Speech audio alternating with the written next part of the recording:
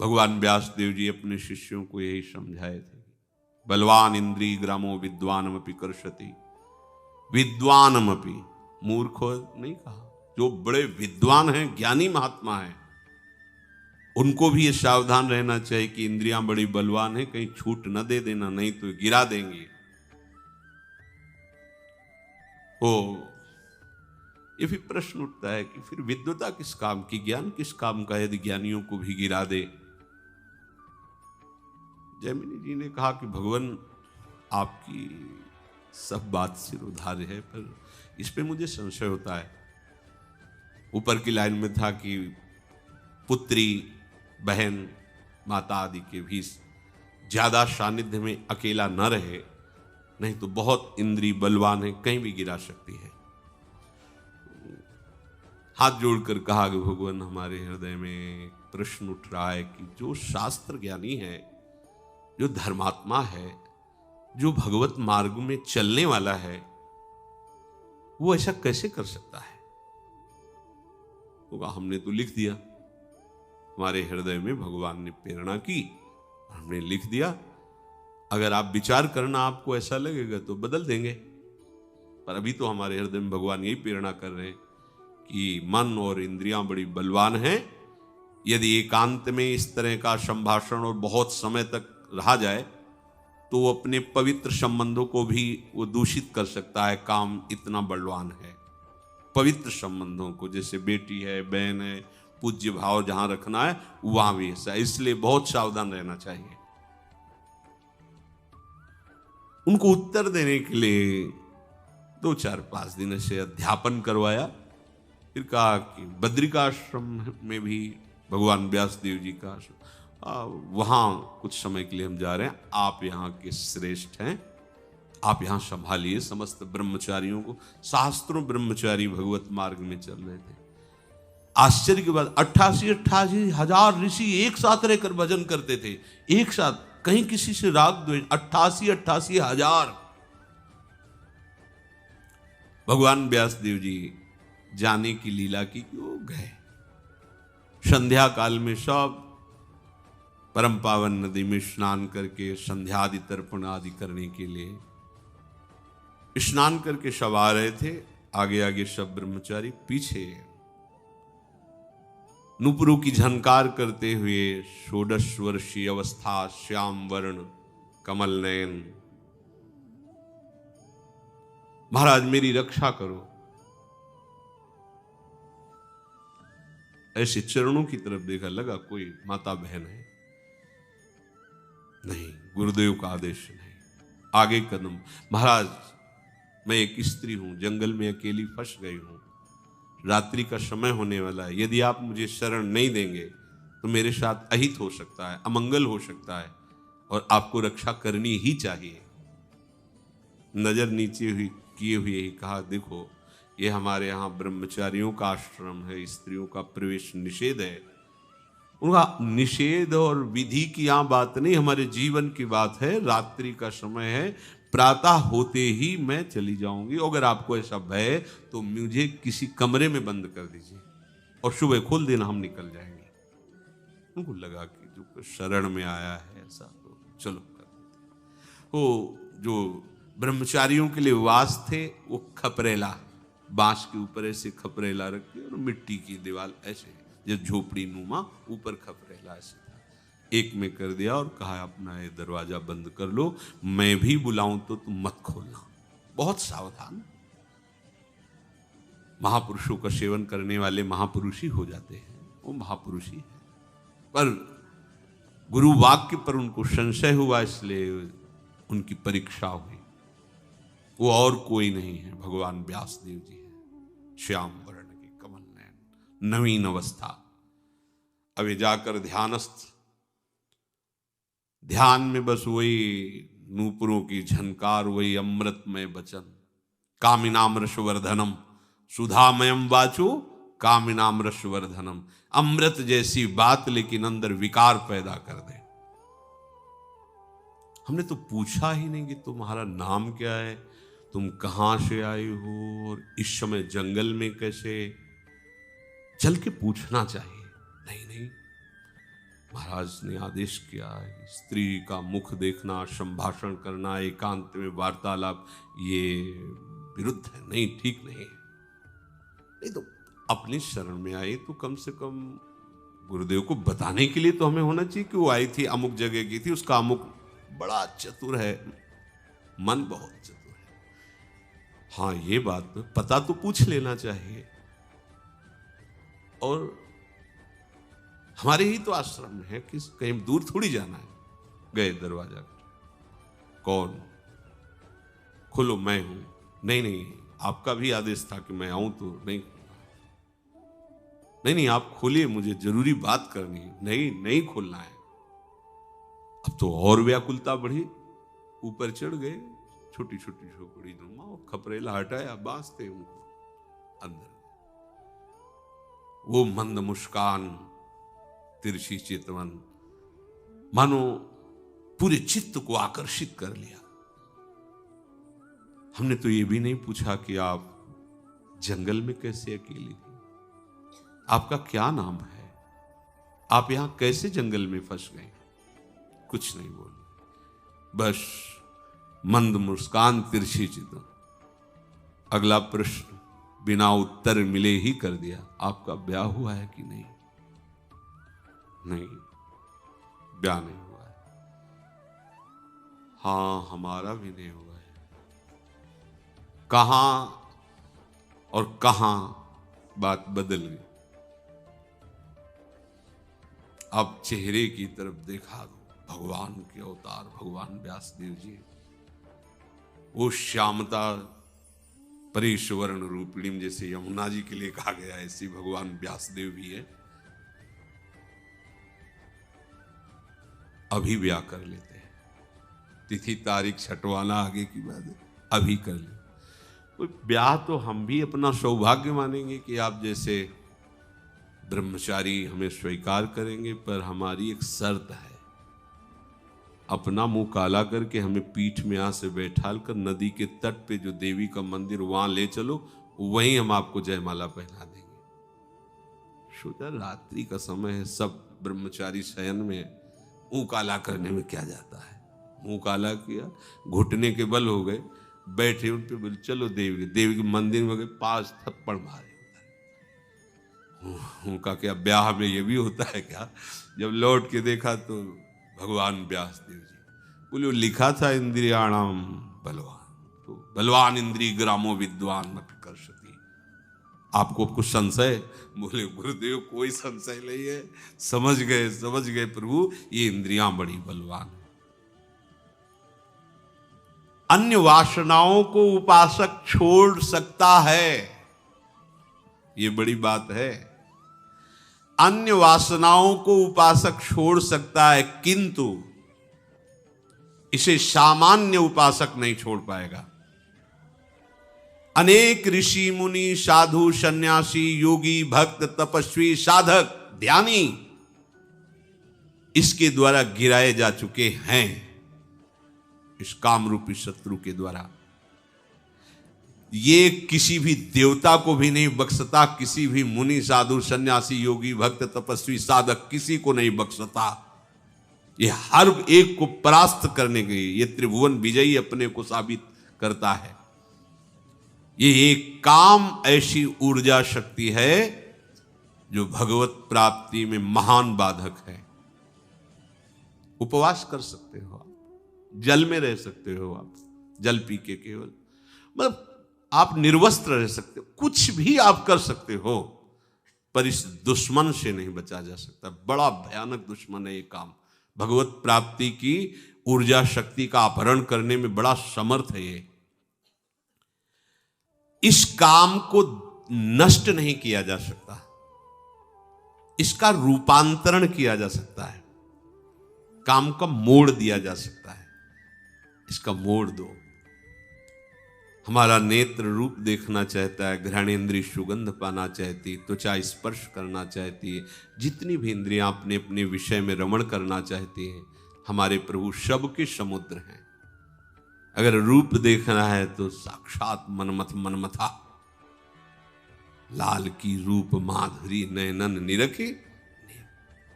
अगर रूप देखना है तो हमारी सखी का रूप देखिए। देखो कैसा सुंदर है, प्यारी जो हमारी सखी है, स्वामिनी भी है, हमारी सखी कितनी सुंदर है। तेरो रूप कहत नहीं आवे, और घ्राणेन्द्री सौरभ हो, जहां से प्यारी जो निकल, संपूर्ण वृंदावन का वातावरण प्रेम उन्माद प्रकट करने वाले सौरभ से युक्त है। स्वाद अलौकिक दिव्य भोग प्रियालाल को लगते हैं। क्या जब लाडली लाल दुलार करके से सखी को निहाल हो जाते, क्या यहां क्या इसका रूपांतरण कर दो। श्रीमद चतुरासी जी का नित्य गायन नियम पूर्वक आप बहुत दीर्घ काल तक कीजिए और विश्वास रखिए काम जड़ से नष्ट हो जाएगा। काम पावक को पानी जिससे अग्नि जल रही हो और अधिक मात्रा में जल डाल दी, तत्काल भस्म हो जाएगा। पर ये बहुत काल तक, ऐसा नहीं कि एक पाठ करो और ऐसा नहीं, क्योंकि बहुत काल से वृत्तियां इसमें लगी हुई हैं। इससे परिष्कृत रूप से विकसित किया जा सकता है। ये संपूर्ण सृष्टि काम से उत्पन्न हुई, इस शरीर की रचना काम क्रीड़ा से हुई है। सब जीवों की काम क्रीड़ा, इसमें मूल संस्कार काम के बसे हुए हैं। ये ईश्वरीय शक्ति से संपन्न, कोई साधारण नहीं है। अब इसका प्रयोग हमें वासना में नहीं उपासना में करना है। देखो ये भी काम है। कब ऐसा होगा? मंद मंद मुस्कुराते हुए युगल सरकार नूपुरों की झनकार करते हुए आएंगे, हम उनके चरणों में लौट जाएंगे और दोनों प्रिया प्रीतम एक एक बाह पकड़कर उठाएंगे, अमृतमय वचन बोलते हुए मुझे अपने हृदय से। ये भी कामना मुड़ गई, इधर मुड़ गई। इधर की आशा परमम दुखम, इधर की आशा महासुख है। अगर कोई सोचे कि शरीर को दुर्बल करके बड़ी तपस्या से इस पर विजय प्राप्त कर ले, सो भी नहीं हो सकता। पीछे एक प्रसंग में सुनाया था कि एक महात्मा ऐसी कठोर तपस्या कर रहे थे कि वृक्ष की सूखी हुई छाल की पपड़ी केवल खाते थे। वृक्ष की छाल सूख गई, वो पपड़ी जैसी ऐसे पाल के और जल पी के रहते थे। अस्थिमात्र होए रहे शरीरा, महान तपस्या के धनी। पर अहम बिना शरणागति के नहीं नष्ट होता है, बना रहता है। दुर्वासा जैसे महापुरुषों में भी स्फुरित हुआ और कृत्य आदि उत्पन्न कर दी बिना किसी अपराध के। तो ये अहम का बड़ा सूक्ष्म स्वरूप, इसी से संपूर्ण सृष्टि का संचालन होता है, कर्ता भाव से ही, अहम से ही। इनके अंदर इतना अहम था कि मुझे कोई भी परास्त नहीं कर सकता। ये अहम प्रभु को बर्दाश्त नहीं होता।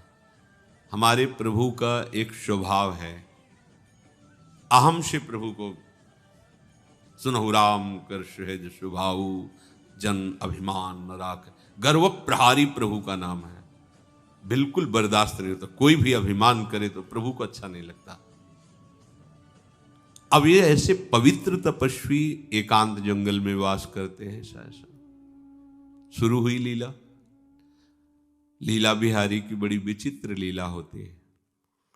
अब जिन जिन वृक्षों से भिक्षा रूप से सूखी छाल पपड़ी खाते थे, वहीं जो है घी का बढ़िया हलवा ऐसे ऐसे गए तो देखा ये क्या पदार्थ है। अच्छा, मेरी तपस्या के बल से ये वृक्ष भयभीत होकर स्वादिष्ट पदार्थ दे रहे हैं। और बड़ा हलवा, कहाँ सूखी पपड़ी पाना और कहाँ हलवा पाना। हलवा पाया, अच्छा लगा।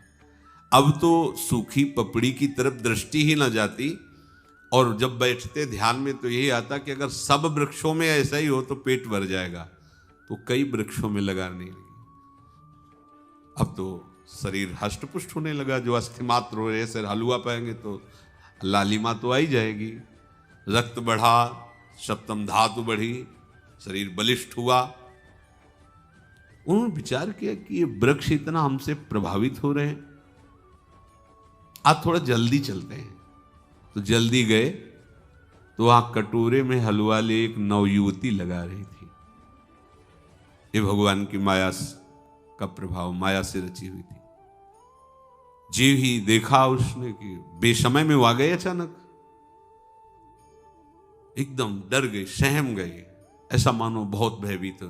उन्होंने नहीं, भयभीत होने की जरूरत नहीं है महाराज, आप महान तपस्वी, आप मुझे भस्म भी कर सकते हैं, पर आप कोई सेवा स्वीकार नहीं करते, तो मुझे लगता था कि मैं आपकी सेवा करूं। हमें इतना प्रेम करती हो तुम? महाराज सामने तो आ नहीं सकती थी, मेरी हिम्मत नहीं थी, तो इसलिए ऐसा। अब वृक्ष में लगाने की जरूरत नहीं, सीधे वो पात्र में दे दो हलवा का। पूरा हलवा पाया, वृत्ति बिगड़ती चली जाती है। फिर कहे कि यहां हम आए और तुम आओ, इससे सीधे कुटिया में आ जाओ। बस बोले महाराज हम यही तो चाहती थी कि आपकी कुटिया तक पहुंचे, आपकी सेवा करूं।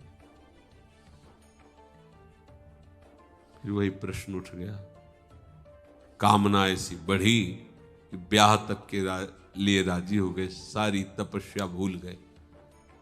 कोई भी सब कुछ त्याग सकता है, ये महापुरुषों की बात है।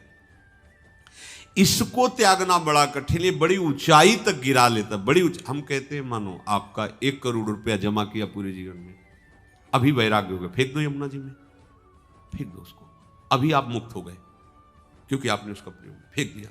लेकिन आप 1 साल से बेविचार कर रहे हैं, अब वैराग हुआ तो भोगना पड़ेगा। शुभ गति बेविचारी की नहीं होती। व्यसनी धन शुभ गति व्यभिचारी, कैसे? अब उसकी पूर्ति कैसे होगी? आपका बहुत यश हो रहा, विवेक द्वारा बच सकते हो, नहीं, ये तो हरि गुरु का। लेकिन भोग शरीर से तो स्वयं तदात्म करो। अब ये सबसे बड़ा शत्रु है। मृत्यु का समय निकट हो, शरीर अत्यंत दुर्लभ हो, फिर भी वो काम भोग की इच्छा ना करे, ऐसा नहीं कह सकते। पूज्यपाद सिउड़िया बाबा जी ने एक उदाहरण में दिया कि हरिद्वार में एक महात्मा शरीर पूरा होने का कुछ समय पहले ही शैया में पड़े थे, तो बहुत से शिष्य ने उनका अंतिम उपदेश आप कर दीजिए। तो उनका यहाँ से लेके कन्याकुमारी तक यदि स्वर्ण बिछा हो तो मेरा मन नहीं जाएगा, पर इस समय भी मेरा मन कामाशक्त ना हो जाए, ये मैं पूरा नहीं कह सकता। अंतिम समय उन्होंने कहा, मतलब भाव ये था कि इस पर कभी कोई ऐंठ न करे हम में कि मैं इसका विजयी हो चुका हूं। एक गांव से संत भगवान भिक्षा मांग के निकलते थे, तो एक गांव किनारे वैश्या थी, वो उनका उपहास करती, बाबा जी तुम्हारी दाढ़ी पवित्र कि हमारे बकरे की दाढ़ी पवित्र? वो कुछ नहीं बोलते। अंतिम समय था, बुलवाया उसको और कहा बेटा मेरी दाढ़ी पवित्र। अरे बोले बाबा आप तो, बोले हाँ उस समय इसलिए नहीं बोला कि मुझे विश्वास नहीं था कि कहीं इंद्रियां कभी भी फिसला। अब मैं अपने प्रभु के धाम जा रहा हूं, अब कह रहा हूं मेरी दाढ़ी पवित्र। अर्थात पूरे जीवन भर उपासक को इससे सावधान रहना ही होगा, और यही गिरा देता है, बड़े बड़ों को टांग मार के गिरा देता है। इसके दांव पेच बड़े विचित्र हैं। आश्चर्यजनक बात है कि इस महान शत्रु को उपासक अपना मित्र मान लेता है, नए नए ज्ञान की बातें करता है, नए नए अनुभव बताता है, पर जन्म जन्म से जिस काम का गुलाम रहा है उस काम को कोई युक्ति नहीं सूझती कि निकल जाए उससे, उसमें फंसता चला जाता है। अगर आपको वास्तविक भगवदानंद की प्राप्ति करनी है तो इसे नष्ट करना होगा। आज जैसे आपने सुना, एक क्षण में आपको लगा कि मैं छोड़ दूंगा, ऐसा लगता है आज के बाद कभी नहीं, पर जो अंदर वृत्तियां हैं आपकी वो ये बात नहीं मानेंगी। अभी कसम खा लो वृंदावन की, जिसकी जो चाहो, अभी शीतलता आ जाएगी, त्यागाच्छांतरंतरम, अभी हृदय शीतल, हाँ आज के बाद कभी नहीं, हटो यहां से। अब जो वृत्तियां हैं वो आपको जलाएंगे, उस जलन को कोई सहजा, उसी को महात्मा कहते हैं। तास्तितिक्षस्व भारत, उनको सहन करो, बस वो शांत हो जाएंगी। सहन करना बड़ा ही कठिन है, जो सहन कर लेता है वही जीते जी जीवन मुक्त है। एक केवल ये प्रश्न का समाधान कर लो। उस दिन एक श्रृंगार के बाद यही कहा था कि और सब कुछ ठीक चलेगा, ठीक है, लेकिन आपको इस इंद्री पर विजय प्राप्त करनी पड़ेगी, जनेंद्री पर। ये अगर नहीं संभली तो साहब ज्ञान बकवास ही रहा, केवल बातें बनाते रहो, कुछ हाथ नहीं लगेगा। आप खुद अंदर से देख लो, कोई दिव्यता, कोई अनुभूति, कोई भगवदानंद, ये सब बातों में रहेगा, हृदय में, अनुभव में नहीं आएगा। ऐसे वैष्णोजन के दर्शन के लिए नरसिंह मेहता कहते, काछ वाच मन निश्चल राखे, धन धन जननी तेरी रे, बड़ नरसैया दर्शन पावा। बड़े भाग्य जो ऐसे महात्मा के दर्शन हो जाए। काछ वाच मन निश्चल राखे, जो किसी कामिनी की तरफ मन को नहीं जाने दिया, जो वाणी को कभी प्रपंच की वार्ता में नहीं लगाया, और जो कभी लंगोटी का कच्चा नहीं हुआ, वही सच्चा महात्मा है। सच्चाई में चलने के लिए इस शत्रु को गिराना ही पड़ेगा, इस शत्रु से हटना ही पड़ेगा। आज हट लो या जन्म जन्म के बाद हट लो, ढिलाई आपकी है, सहयोग प्रभु का है। प्रभु बहुत सामर्थ्यशाली है। ये काम एक अंश से प्रकाशित है। वो हमारे सच्चिदानंद प्रभु गुरु हैं, वो हमारे स्वामी हैं, वो हमारी आत्मा है, हमारे प्रीतम हैं। हम उनका नाम जप करके, उनकी लीला गुण गायन करके, उनके चरणामृत के प्रभाव से इस पर विजय प्राप्त कर सकते हैं। ऐसा नहीं कि कोई प्राप्त नहीं कर पाया या कोई प्राप्त नहीं कर सकता, ऐसा भी नहीं है। इसका कोई प्रभाव नहीं पड़ता जिसका चित्त श्यामा श्याम के चरणारविंद के रंग में रंग गया है। उपासक जब ये निश्चय कर ले कि मुझे इससे अपना पिंड छुड़ाना है, तो बहुत समय तक वो वृत्तियां उसको जलाएंगी, वो उसको सहे, उनके अनुसार कोई चेष्टा ना करे। यही सब गड़बड़ हो जाता है। यम ही न व्यथ्यन्त्येते पुरुषम पुरुषर्षभ शम दुखा सुखाधीनम सोमृतत्वाय कल्पते। जो इस व्यथा को सह जाता है, व्यथित नहीं होता है, सुख दुख में समान भाव रहता है, वो परम पद का अधिकारी हो जाता है। इसीलिए तो चले भगवत मार्ग में शयन करने के लिए। हम गंदे आचरण करते रहें, साधु कहलाएं, भगवत भक्त कहलाएं, योगी कहलाने से क्या, ये सब बहिर्मुख लोग हैं। जो आत्मानंद को जानते ही नहीं, वो तुम्हारी बड़ाई कर रहे हैं, तो तुम अपने को क्या समझ रहे हो, क्या समझ रहे हो? जो भोगों में फंसे हुए हैं, शरीराभिमानी, वो तुम्हारी बड़ाई कर रहे हैं। अगर कोई एक महात्मा कह दे तुम ठीक चल रहे हो, तो करोड़ों की बात फेल हो जाएगी। एक बोल दे तुम ठीक चल रहे हो।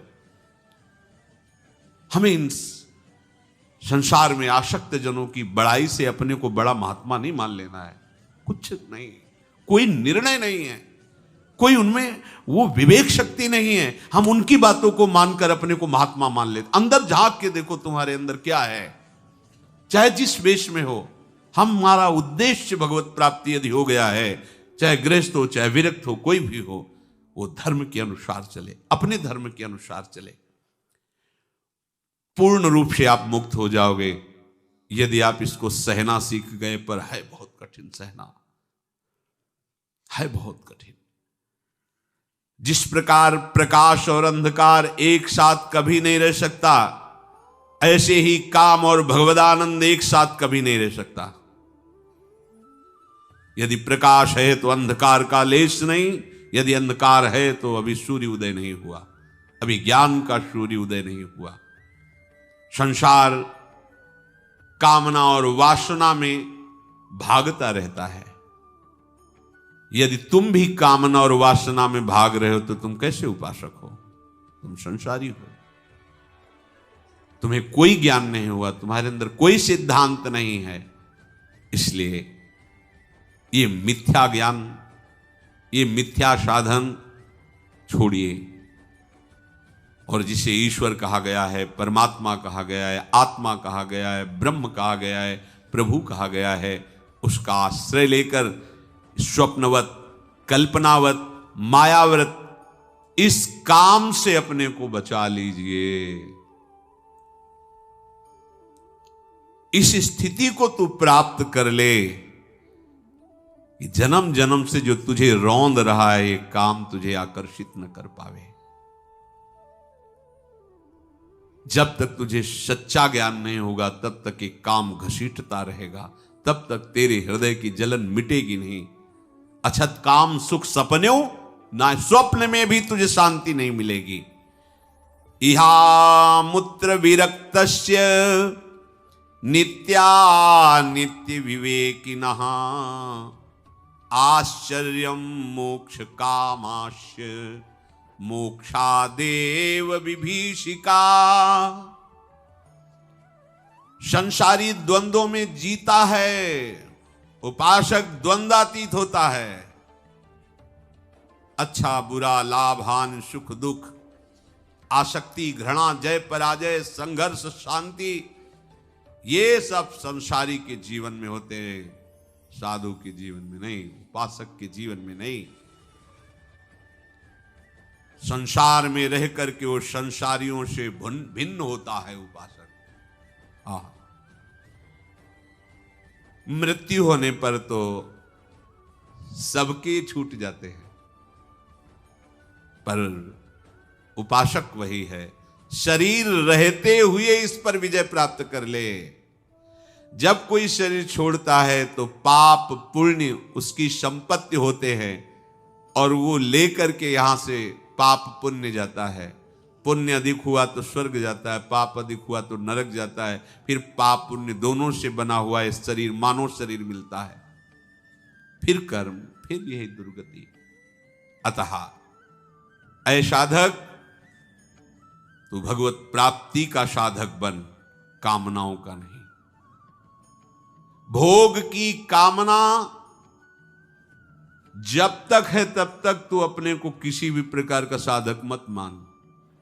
ये निकृष्ट भाव त्यागना ही पड़ेगा।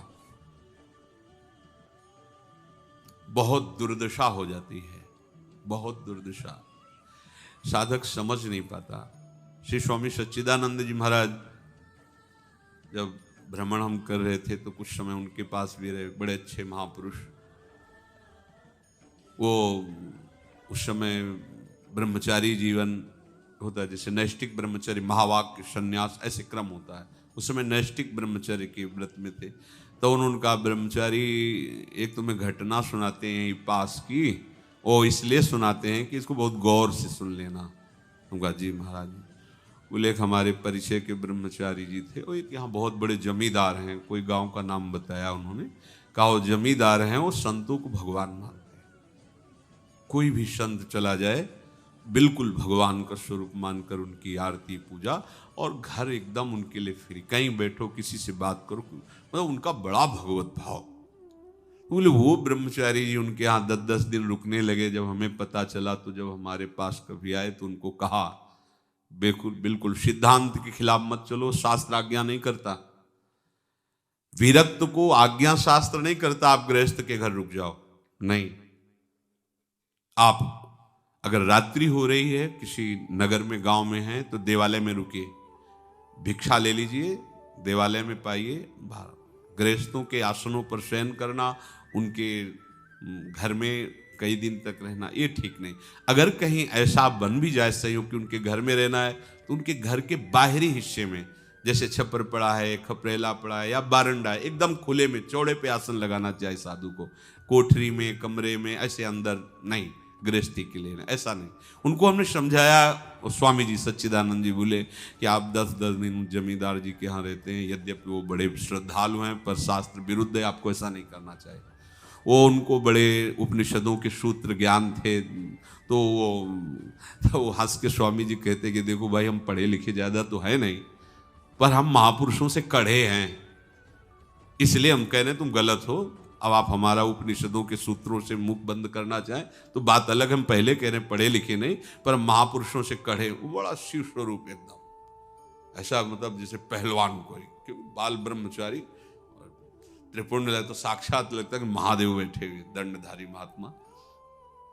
फिर उन्होंने जो घटना सुनाई, वो वहाँ अधिक समय, और उनको को तो जमींदार थे, धनी थे, खूब खेती थी और बहुत सेवक थे, तो बड़े प्रसन्न होते संत हमारे घर। कोई कोई ऐसे महाभागवत होते हैं गृहस्थ, वो बिल्कुल मतलब ऐसी स्थिति, एकदम संतों के प्रति भगवत भाव, जैसे रसिकानंद माल में आती हैं बहुत से चरित्र।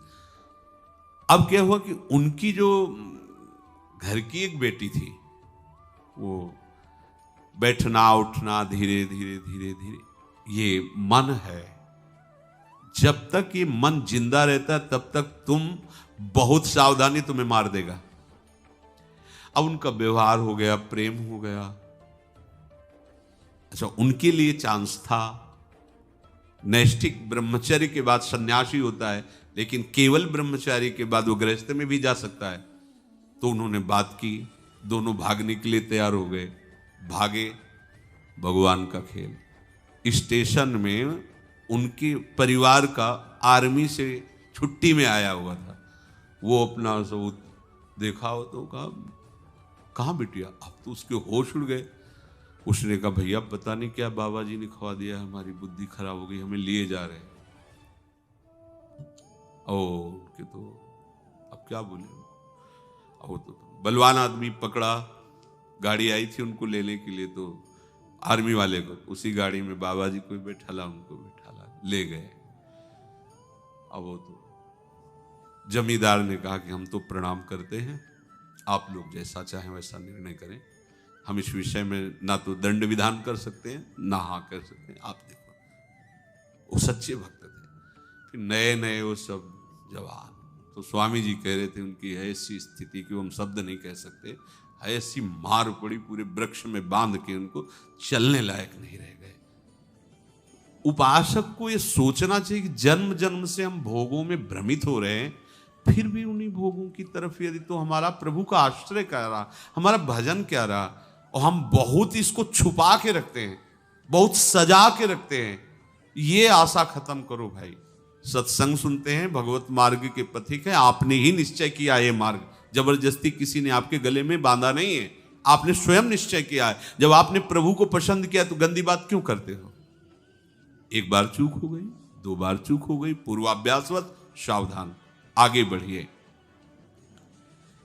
तू इसीलिए भोगों से विरक्त नहीं हो पा रहा कि क्योंकि तू नहीं चाह रहा है। ध्यान रखना, अगर तू चाह ले तो भगवान का अंश से तू क्या नहीं कर सकता। तू चाह कर तेरे संस्कार, वृत्तियां, ये बीज रूप सब नष्ट हो जाएगा। जो भोग का संस्कार है नष्ट हो जाएगा और तू पूर्ण रूप से मुक्त होकर नित्य एवं शाश्वत को प्राप्त कर लेगा। बड़ा आश्चर्य है, तुझे भगवान से मिलने में भय लग रहा है। यह भी प्रश्न हुआ कि हम सोचते हैं भगवत प्राप्ति हो जाएगी, तो क्या होता है भगवत प्राप्ति? हमें तो बड़ा डर लगता है भगवत प्राप्ति की बात से। तो हंसी आई। निर्भय पद में, जानते हो क्यों डर लगता है? क्योंकि भोग छूट जाएंगे। शरीर का आसक्त जीव है, वो सोचता है इससे बढ़िया क्या जीवन होगा। भगवत प्राप्ति में पता नहीं क्या होता है। ये तो को प्रगट में बताते भाई श्यामा श्याम के पास जाना, चक पाने को मिलेगा, ऐसा ऐसा, तो लगता है हाँ ठीक है ये बात है। अब उसको मोक्ष की बात बताओ तो उसको लगे क्या होता है, मतलब लीन हो जा। नहीं भाई ऐसा लीन नहीं, ये जैसे हम खा पी रहे हैं, जी रहे हैं, बढ़िया मकान दुकान सब रुपया पे, भय लगता है मोक्ष से। ये भोगों का आसक्त जीव अखंडानंद से या प्रेमानंद से, उसको भगवत प्राप्ति में या इसमें भय लगता है। ये महाप्रभु ने जो कहा भय लगता है वो अलग बात है। वो तो प्रिया जी के प्रेम में बोल रहे हैं। भोग की इच्छा ही तुझे परम पद से भयभीत कर रहेगी, नहीं जाना। इसलिए जब तक तुम्हारी कोई भी इंद्री भोग वासना के लिए लालायित हो रही, तब तक तुम बिल्कुल सावधान रहो। धीरस्तु भोज्यमानोपि पीड्यमानोपि सर्वदा आत्मानं केवलम पश्यन् न तुष्यति न कुप्यति। तुम किसी पर प्रसन्न मत हो, समझो सिद्धांत, और किसी से नाराज भी मत हो। न तुष्यति न कुप्यति, कोई कितनी भी तुम्हारे अनुकूल वार्ता करे, सेवा करे, निरपेक्ष रहो। तुम्हारे आराध्य देव के द्वारा हो रही, किसी व्यक्ति के द्वारा नहीं। अगर आप उस व्यक्ति के प्रति झुकाव किए तो आसक्त हो जाएंगे, फंस जाएंगे। अब चूंकि बचपन से भ्रमण किए इसलिए हर बात का उदाहरण आ जाता है। एक फलार करते थे, उनके हाथ के हमने भी कूटू की रोटी पाई। जब फलार कर रहे थे तो उनके भी आश्रम में गए। जब गृहस्थ जन जुड़ते हैं तो उनकी श्रद्धा उनकी कोटि की होती है। आपको उनके साथ ऐसे रहना है जैसे डूबने वाले के साथ बचाने वाला रहता है। कैसे रहता है? वस्त्र पकड़ा दिया दूर से ऐसे, इतने बड़े तैराक नहीं हो कि कोई विषय में डूब रहा है और तुम विषय में कूद कर उसे निकाल लो, ये तो कोई जीवन मुक्त परमहंसों की बात है। डूबने वाला पहला काम करता है बचाने वाले को दबा के सांस लेना, उसमें डुबो के ऊपर सांस लेना चाहता है। यदि आप अच्छे तैराक नहीं हो तो आपको मार डालेगा, पहले आप मरोगे बाद में वो मरेगा, क्योंकि वो आपके ऊपर चढ़ेगा। क्या करे? दूर से नाम रूप पकड़ा दिया, चलो इससे चलो, ऊपर चढ़ने की जरूरत नहीं, आसक्त होने की जरूरत नहीं है, उसका आश्रय लेने की। वो तुम्हारा आश्रय लिए तो उसके लिए तो बनता है, लेकिन तुमने भोगों के लिए उसका आश्रय ले लिया। वो हमारा भगत है ना, वो हमारा काम कर देगा, वाह जीवन तुम्हारा इसीलिए था। मतलब समझो आशा कहां लग गई, वो भगत है ना हमारा, वो हमारा काम कर दे। अरे तो काय के भगत बने? भगवान के भगत बने या भगत के भगत बने? वो तो धन्य है, गृहस्थ होकर तुम्हें विरक्त भगवान का पार्षद मानकर उसने शरण स्वीकार किया। वो अगर जानता होता बचना तो तुम्हें क्यों स्वीकार किया? अब तुम्हें चाहिए उसे भी बचाओ और तुम भी बचो। अगर इतनी कला नहीं है तो चुपचाप एकांत में भजन करो, व्यवहार में मत उतरो। उपदेश देना, प्रवचन करना, व्यवहार में धर्म गुरु बनना, ये केवल भगवान की सामर्थ्य, दूसरे की नहीं। वही अपनी सामर्थ्य जहां रख देते हैं वहीं से होता है। अपने जानबूझकर इस आग में न कूदे, नहीं तो जल जाएंगे। ये बड़ा विचित्र खेल है माया का। अब उनमें एक विशेष श्रद्धा करने वाले भी भगत होते हैं, पूरा परिवार जुड़ गया। अभी कुछ ही समय जुड़ा हुआ था, एक छोटा बच्चा था उनके, और वो पधार गए। और उनकी पत्नी ने, महाराज अब तो हमारा कोई न रिश्ते नातेदार कोई नहीं, आप ही गुरुदेव हो। आश्रम में ही गुरुदेव के रहने लगे, और धीरे धीरे गुरुदेव की सारी एकांतिक वृत्ति, जैसे मृग ने भरत जी की हरण कर ली, ऐसे उनकी एकांतिक निष्ठा सब। अब जहां जाना है तो अब जैसे कोई कहता था, कोई शरणागत की लाज रखना, तो भगवान ने भी तो अब शरणागत है, गए गए। ये बहुत सावधानी। इसीलिए जो भगवत प्राप्ति को उपासक है, न तुष्यति, कोई कितनी भी सेवा करे, कोई कितना भी अनुकूल हो जाए, तुम्हारी चित्तवृत्ति अगर उसके चिंतन में गई तो तुम कैसे उपासक हो? आराध्य देव पर जानी चाहिए। निमित्त किसी को बना दे मेरे प्यारे, लेकिन हमारा भरण पोषण, हमारा जीवन मेरे आराध्य देव है। दूसरी जगह वृत्ति नहीं जानी चाहिए। अगर आप भजन में बैठे और किसी व्यक्ति का ध्यान आ रहा है कि उसने बहुत हमें अर्थ दिया, अनुकूलता दी, सेवा की, तो आप उसके उपासक हैं, हरि के नहीं। अगर कोई ऐसा हित कर रहा है तो हमें अपने प्रभु की तरफ दृष्टि जाए, प्रभु आप ही हो, आप ही ऐसे भाव में, ऐसे रूप में आकर के ऐसा कर। तो न तुष्यति, और कह रहे न कुप्यति। अगर कोई प्रतिकूल हो रहा है, अपमान कर रहा है, क्लेश दे रहा है, उसे क्रोध नहीं करना है। हमारे को पावन कर रहा है, कोई न कोई हमारे अपराध वृत्तियां ऐसी रही, उनको ठीक कर रहा है, तो हम डॉक्टर पर नाराज थोड़ी होते हैं। वो हमारा डॉक्टर है जो हमारी निंदा कर रहा है, हमारा अपमान कर रहा है। अहंकार का नाश करने के लिए आराध्य देव ऐसे को लगा देते हैं कि तुम्हारी दवाई कर देगा। चाहे देखो, भगवान के भक्त को कोई सताए ऐसा है कौन त्रिभुवन में? पर ऐसे भी देखे जाते हैं कि उनको जुखाम भी नहीं होता और पीट देते हैं। तो कौन है? वही भगवान। उसमें अपनी सामर्थ्य, जाओ इसको गालेगा, इसको पीटो, इसकी निंदा करो। अब उसके अंदर रहा खा जो भी अभिमान हो सब साफ हो जाता है। बड़े बड़े सिद्धों को पिटवा दिया, सिद्धों को जो भगवत साक्षात्कार किए हुए है। इसलिए न कुप्यति, कोई निंदा कर रहा है, कोई अपमान कर रहा है, भगवत मार्ग के पति को नाराज नहीं होना है। अगर थोड़ी देर नाराजगी भी आ जाए तो उसे फिर विचार के द्वारा शांत करो, आगे ऐसी स्थिति आ जाएगी कि क्रोध नहीं आएगा। उपासक को चाहिए कि उन्हीं भोगों को स्वीकार करे जो भगवत विरोधी नहीं है। खान पान वस्त्र आदि उतना है जितने से हमारा प्रभु का चिंतन न छूटने पावे, और प्रारब्ध से जो कुछ उसको दुख मिले, सुख पर विचार करना है और दुख पर विचार नहीं करना। भोग सामग्री प्रारब्ध के अनुसार आ गई है तो भगवत अनुकूल उसे स्वीकार करते से सबकी सेवा में लगा देते हैं। तुम्हारे प्रारब्ध से आई, सबकी सेवा में लगा दो, बट गया। दुख आया है तो दुख नहीं बांटना, दुख को स्वयं भोगना है, इस पर कोई विचार नहीं करना, क्यों आया, कैसे जाएगा। नहीं, प्रभु ने दिया है, मंगल विधान है, हमें पावन किया जा, ये भागवतिक सिद्धांत है। संसार में उसे जाना पड़ेगा, उसे कर्म करना पड़ेगा। संसारिक जन उसकी स्तुति भी करेंगे, निंदा भी करेंगे, पूजा भी करेंगे, पीड़ा भी देंगे। आपको संभलना है, न किसी पे क्रोधित होना, न किसी पे प्रसन्न होना है। प्रारब्ध भोग आने वाला है। रामकृष्ण जी को कैंसर हुआ, भगवान के अंतिम समय में उनके चरणों में बाण मारा बहलिए ने, जीसस को सूली पे लटका दिया गया, मंसूर के हाथ पांव काट दिए गए, और दयानंद जी, मीरा जी, सुकरात जी, इनको जहर पीना पड़ा। तो बहुत सी ऐसी चेष्टाएं संसार तुम्हारे साथ करेगा। आप कह दो हमें तो ऐसा नहीं है, तो आप उस स्थिति में कहां पहुंच रहे हो।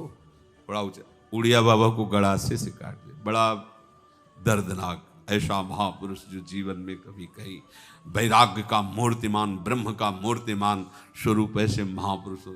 6-6 इंच गड़ास फव्वारे से उठ रहे थे, ध्यानस्थ प्रभु के ध्यान में ही बैठे थे। कथा हो रही थी, प्रभुदत्त ब्रह्मचारी जी की लिखित जो भागवती कथा है, गड़ासे से। सम्मान, प्रशंसा या मृत्यु ही क्यों न हो, उपासक सबको सहन करता है। फिर काम सहने की क्या बात है। आपको ऐसे सहनशील होना है। अपने मानसिक भावों को केवल आप ही जानिए, दूसरे को मत बताइए। आप उपासक हैं, ये सूक्ष्म बात है। रहीमन मन की मन व्यथा रखिए, मन में गोय सुनिठ लई हैं लोग सब बाट न लइए कोई। और उन उपासक वृत्तियों को देख करके घबराता नहीं है, क्योंकि उसके बाद बहुत बड़ा बल है। ज्ञान बल, प्रभु का नाम बल, प्रभु का ध्यान बल। चेष्टमानम शरीरम स्वम पश्यत्यन्य शरीरवत् संस्तवे चापि निंदायाम कथम क्षुभ्येन महाशयः।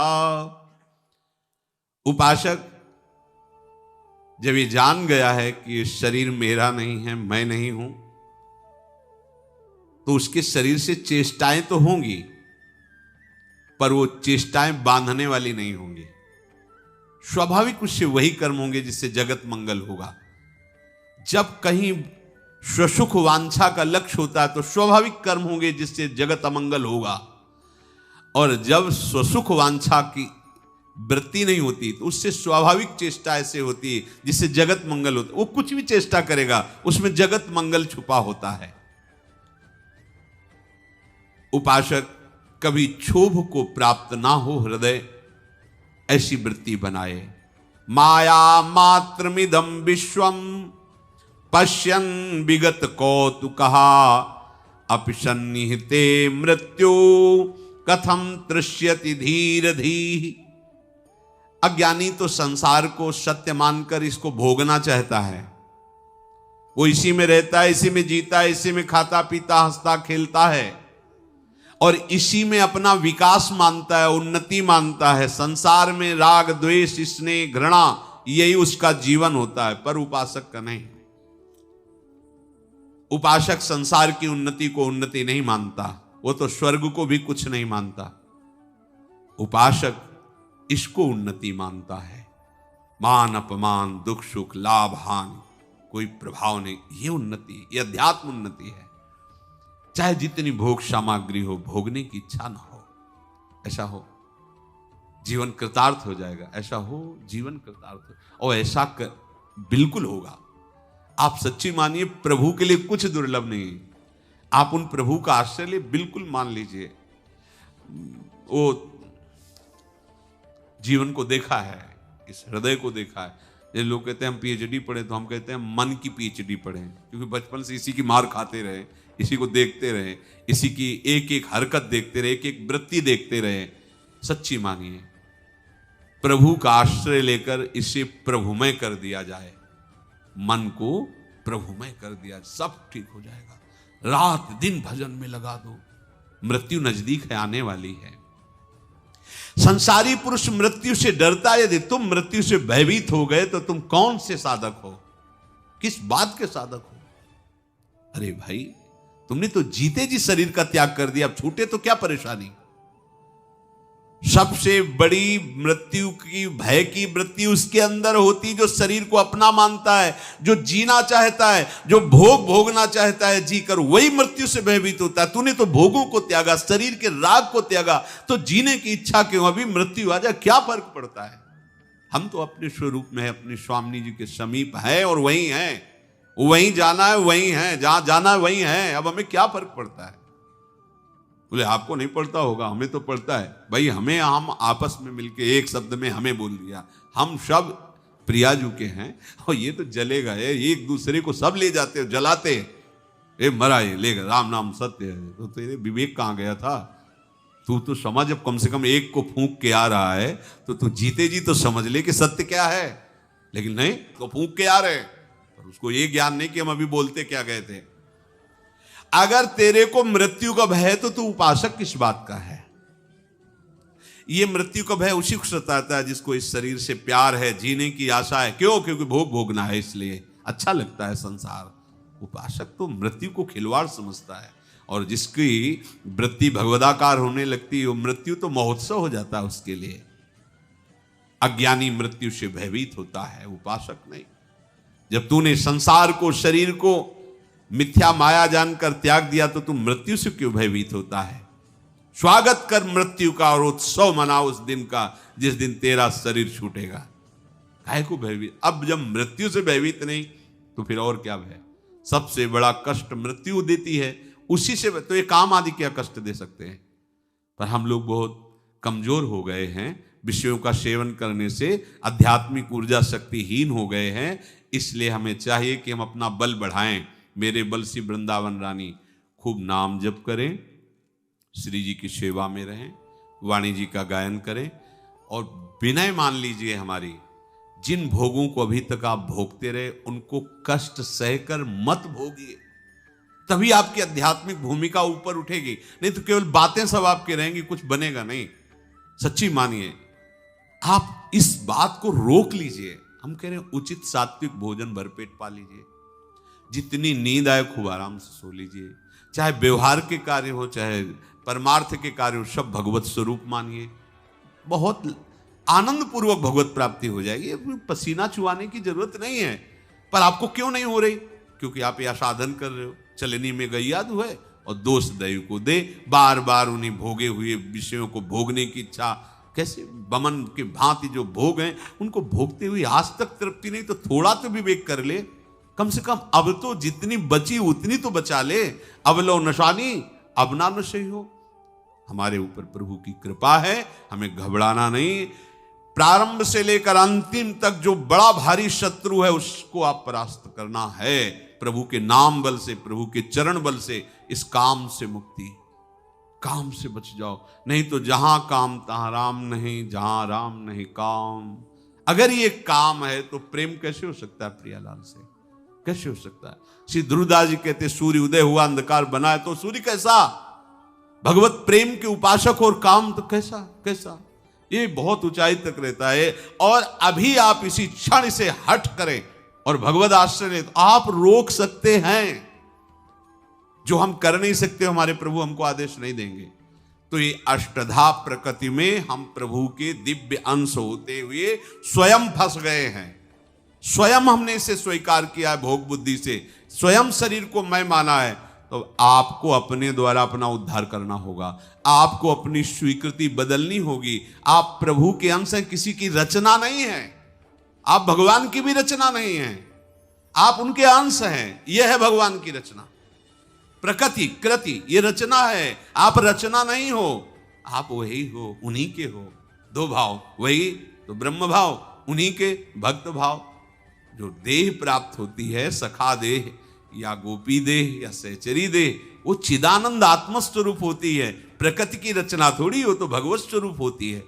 इसलिए निरंतर नाम जप करो, असत आचरणों से बचो। सत्संग का यही परम लाभ है। इसी जन्म में हम भगवत प्राप्त हो जाएं। प्रभु कह रहे हैं इन्हीं दो के द्वारा ये पूरा जगत है। जितना कुछ देखने में, सुनने में जो कुछ भी आ रहा है, मैं अरु मोर तोर तय माया, जही बस कीन्हे जीव निकाया, गो गोचर जहां लग मन जाई, सो सब माया जानो भाई। हमारे प्रभु इन दोनों के कारण हैं, अष्टधा प्रकृति के भी और परा जीव के भी, वही कारण है। प्रभु दो विभाग करके इसी में खेल रहे हैं, सबसे परे और शब में भरे। सिद्धांत समझिए। देखो बड़ा सूक्ष्म विषय है, जैसा क्रम से आता जाता है वैसा वर्णन होता है, आप इसे बहुत ध्यान से समझिए। प्रभु शब के कारण हैं, कारण श्री हरिवंश भनम, श्री भक्ति महाराज कह रहे हैं। प्रत्येक मनुष्य का स्वभाव इसी प्रकृति के अनुसार रचा गया है। कहीं रजोगुण की अधिकता का स्वभाव जो कारण शरीर, कहीं तमोगुण की, कहीं सात्विक, पर वो तीनों गुणों के अंतर्गत होने के कारण अपने स्वभाव में फंसा रहता है, स्वरूप में नहीं आ पाता है। कोई बिरला ही ऐसा होता है, जैसे भगवान ने पीछे कहा, हजारों चलने वालों में कोई एक प्रयत्न करता है, हजारों प्रयत्न करने वालों में कोई एक आगे बढ़ पाता है, उनमें हजारों में कोई एक सिद्ध होता है। प्रायः इसी स्वभाव में फंस जाते हैं, प्रकृति के स्वभाव में। हमें बहुत बढ़िया अवसर करुणा करके प्रभु ने दिया है। श्रुत्वापि शुद्ध चैतन्य मात्मान मति सुंदरम उपस्थित्यंत संशक्तो मालिन्य मधि गच्छति। जब तूने सत्संग के द्वारा ये समझ लिया है कि ये जो अष्टधा प्रकृति के द्वारा रचा हुआ माया जाल है, यही तेरे दुख का कारण है। ये जो शरीर में, अंतःकरण में, स्वभाव में तदात्म हो गए, मेरा स्वभाव, मेरा शरीर, मेरा मन, यही तुम्हारी दुर्गति का कारण है। बड़ा अध्यात्म है, ये सूक्ष्म विषय है। जब तक तुम इसे समझोगे नहीं तो इसी में खेलते हुए अपने को भक्त मानोगे, ज्ञानी मानोगे, अपने को महात्मा मानोगे। जब तूने सत्संग के द्वारा ये जान लिया है कि एकमात्र शव के कारण परम सत्य श्री भगवान ही है, प्रभु ही है, वही प्रभु जिनको ज्ञानी जन आत्मा कहते हैं। सेवक जी महाराज कह रहे हैं, आत्मा हरिवंश प्रगट परमानंद, श्री हरिवंश प्रमाण मनम। चैतन्य घन महासुख स्वरूप सौंदर्य राशि प्रभु को पाने का निश्चय जब तूने कर लिया, सत्संग सुनकर तुमने ये जान लिया कि आत्मज्ञान या भगवत प्राप्ति ही परम सुख है। ये अष्टधा प्रकृति के द्वारा रचे हुए माया जाल में मैं परा भगवद अंश स्वयं से फंस गया हूं, और भगवत प्राप्ति का तूने निश्चय किया तो फिर सबसे बड़ा विघ्न इस मार्ग में प्रारंभ से लेकर अंत तक जो साथ में विघ्न डालता है वो है काम। बहुत महिमा में प्रसंग है, ये आंतरिक अंतर्मुखता वाले उपासकों के लिए है, ये जागतिक व्यवहार और बैलेंस बनाकर चलने वालों के लिए नहीं है। ये केवल सीधे लक्ष्य भेद करने वाले उपासकों के लिए, जो परमात्मा प्राप्ति का लक्ष्य किए हैं। प्रारंभ से लेकर के आपकी भगवत प्राप्ति तक जो बाधा पहुंचा सकता है वो एक भयानक शत्रु है, काम। इसकी बहुत ऊंचाई तक पहुंच है। ये अत्यंत आसक्त कर देता है इस अष्टधा प्रकृति में, और इतना मलिन कर देता है कि कोई अपने को ज्ञानी कहते हुए, योगी कहते हुए, भक्त कहते हुए सकुचाता नहीं और इसी में खेलता है। जब आपने सत्संग के द्वारा निश्चय कर लिया कि ये प्रकृति माया फंसाने वाली है, मैं जन्म जन्म से इनके ही आकर्षण में भटकता आ रहा हूं, अब मुझे भगवत प्राप्ति करनी है, तो आपको ये समझना होगा कि प्रारंभ से लेकर भगवत प्राप्ति तक एक महान शत्रु है जो आपका पीछा नहीं छोड़ेगा, उसका नाम है काम। ये काम प्रकृति में अत्यंत आसक्त कर देता है, हृदय को मलिन कर देता है। यदि कोई संसारी इसमें आसक्त है तो आश्चर्य की बात नहीं, पर आप सत्संग सुनने वाले, भजन करने वाले, भगवत प्राप्ति का निश्चय करने वाले, महान आनंद की प्राप्ति के लिए इस मार्ग में कदम रखने वाले, तुम क्षुद्र आनंद में आसक्त हो रहे हो, लिप्त हो रहे हो और अपने को उपासक कहते हो, आत्मज्ञानी कहते हो, भक्त कहते हो, बैरागी कहते हो, तो मुझे आश्चर्य हो रहा है। कोई विषयी पुरुष भोगों में फंसा हुआ है तो आश्चर्य की बात नहीं है, पर आपने सत्संग सुन करके ये निश्चय किया है कि जीवन का परम लाभ आत्मस्वरूप का साक्षात्कार, भगवत साक्षात्कार है, तो आप इस महान आनंद के भोक्ता, महान आनंद के स्वरूप, महान आनंद में जाने वाले, फिर ये क्षुद्र आनंद को, क्षणिक आभास मात्र आनंद को क्यों स्वीकार करते हैं। बड़ा आश्चर्य होता है कि आप भक्त कहलाते हैं, ज्ञानी कहलाते हैं, योगी कहलाते हैं, और आप इस काम सुख का आकर्षण स्वीकार किए हुए हैं। भगवदानंद का अनुभव करने के लिए इससे आपको लड़ना पड़ेगा। ये महान बैरी है। सर्वभूतेषु चात्मानं सर्वभूतानि चात्मनि मुनिर्जनित आश्चर्यं ममत्वमनुवर्तते। जैसे शिक्षक विद्यार्थियों को पढ़ाता है और अंत में उसकी परीक्षा लेता है और परिणाम में उसे उत्तीर्ण या उसी क्लास में फिर रखता है। अगर परिणाम उसका सही नहीं तो उसी क्लास में फिर उसको पढ़ाया जाता है। ऐसे ही सच्चा सद्गुरु शिष्य की कसौटी कसता है। यदि वो उसकी कसौटी पर खरा उतरा तो आगे की भूमिका पर उसे पहुंचाया जाता है, नहीं तो फिर वहीं रखकर शिक्षा दी जाती है। जैसे परीक्षक परीक्षा के बाद उसे उत्तीर्ण या उसी क्लास में रखता है, ऐसे ही अगर आप बार बार फेल होते रहे तो आपका उत्साह खत्म हो जाएगा। ध्यान दीजिए, बहुत सूक्ष्म अंदर की बात है। भगवत प्राप्ति का उत्साह नहीं प्यारे, अनंत जन्मों से इसी काम ने हमारी दुर्गति कर दी है। फिर समझ लीजिए, प्रारंभ से लेकर भगवत प्राप्ति तक आपको जो गिरा सकता है उसका नाम है काम। सब कुछ त्यागने में आप समर्थ हो सकते हैं। जब तक उपासक थोड़ा भी इसके प्रति राग रखेगा तो खरा नहीं उतर पाएगा। पुस्तकीय ज्ञान से कोई काम पर विजय प्राप्त नहीं कर सकता।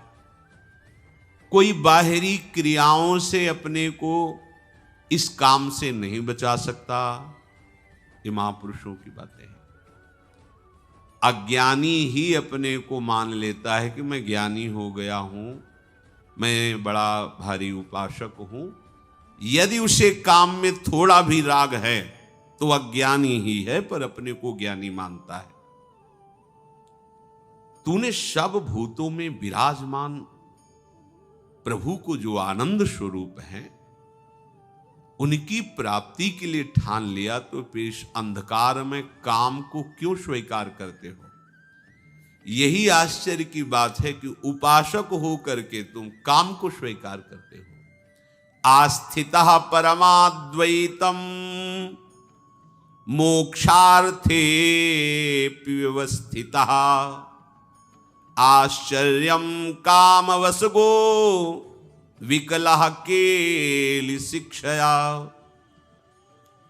बिना ये बात जाने तुम द्वंद्वों से मुक्त नहीं हो सकते, भगवत प्राप्ति नहीं कर सकते। ये सृष्टि मायाकृत है और तुम स्वयं भगवान के अंश हो। तुम पूर्ण हो, तुम्हें किसी भी विषय सुख की जरूरत नहीं है। अपने स्वरूप को, अपने स्वामी को भूल करके तुम आसक्त हो गए हो इस देह में। इसलिए तुम्हें अपने मन, बुद्धि, चित्त, अहंकार, इसमें जो काम स्फुरणा हो रही उसे मिटाना होगा। ऐसी स्थिति तुम्हें लानी होगी कि सारा जगत जो काम क्रीड़ा में लगा हुआ है, कामाभ्यास में रत है, भोगाभ्यास में रत है, तुम्हें ब्रह्माभ्यास, भगवदाभ्यास में स्थित होना है। सबको ये काम व्याकुल कर सकता है, लेकिन जिसे तत्व ज्ञान हो गया है या भगवत प्रेम हो गया है, इसकी सामर्थ्य नहीं है। आप खुद अपनी परीक्षा कीजिए कि आपका हृदय काम से कितना आसक्त हो रहा है। यदि काम भोग के लिए तुम्हारी व्याकुलता भी शेष है तो न तुम्हें आत्मज्ञान हुआ है, न भक्ति हुई है, तुम्हें केवल भ्रांति ही भ्रांति है। उद्भूतम ज्ञान दुर्मित्र मवधार्याति दुर्बलः आश्चर्यं काममाकांक्षेत कालमन्तमनुसृतः।